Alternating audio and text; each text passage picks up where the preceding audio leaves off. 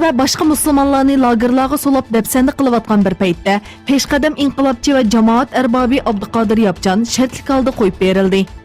Abduqadir Yapcan 15 yıldan buyan Birleşken Devletler Teşkilatı'daki musafirlik salayeti bilen İstanbul'da yaşavatkan bulup 2016 yılı Türkiye sakçıları tarafından tutup ketilgen idi.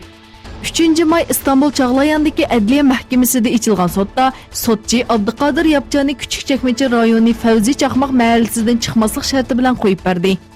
Abduqadir Yapcan sot mahkemesi aldıda bayanat elan qılıp 1 milyard 500 milyon nüfusu bolğan Xitay komünist tajavuzçılarının 40 milyonluq Şarkı Türkistan xalqiga qarşı köreşte allıburun yengilip bolğanlığını etdi. O, Şarkı Türkistan mustaqilligining butkul islom ümmetining ve Türk dünyasının mustaqilligi ekanligini ta'kidladi ve biz itiqodimizdan ve bu körüşimizdan mangu voz kechmaymiz dedi.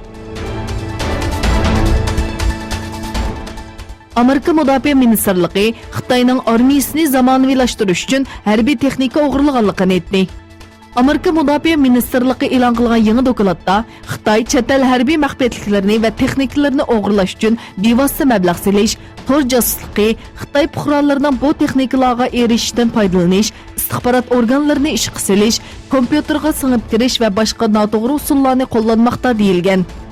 Dokladda Xitoyning bu usullar orqali Amerikaning aviatsiya ve dengiz osti paraxodlariga oid sezgur texnikalarga erishganligi aytilgan. Dokladda yana Xitoyning Shimoliy qutbdagi faoliyatlarini ko'paytirishning harbiy mavjudligini kuchaytirish uchun ekanligi ogohlantirilgan. Liviyaning poytaxti Trablus ve atrofida bir oydan buyon yuz berayotgan to'qinishlarda o'lganlar soni 392 ga yetdi. Dünya Səhiyyə Təşkilatının bayanatına asaslanganda Liviyaning sharqidagi qurolli qismlarning qo'mondoni general Xaftar 4 aprel Trablusga hujum qilish buyrug'i tushirgandan buyon to'qinishlarda o'lganlar soni 392 ga yetgan bo'lib, 2000 da kishi yaralangan. Bayanatda yana Trablusdagi to'qinishlar sababli 50 mingda kishining uy makonlaridan ayrilganligi ko'rsatilgan. Rossiya prezidenti Putin bilan Amerika prezidenti Trump Venezuela, Shimoliy Koreya, Ukraina ve iki davlat munosabati haqida fikr almashtirdi.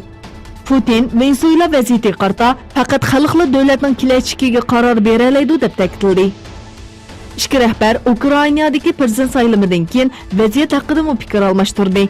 Yana bir tarafdan Aqsaray bayonotchisi Sanders iki rahbarning yadrosizlashtirish haqidagi yangi bir kelishim tuzish mumkinchiligi haqida muzokara olib bordi.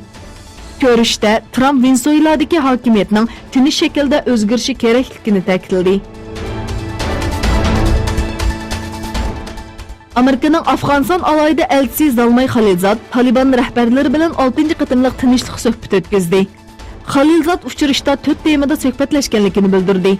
Bular chet el kuchlarining Afg'onistondan chekinib chiqishi, Afg'onistonni boshqa davlatlar uchun tahdid shakllantirmasligi, Taliban doiralarining bevosita holda Afg'oniston hukumati bilan suhbat o'tkazishi va zo'ravonlik voqealariga xotima berilishidan iborat.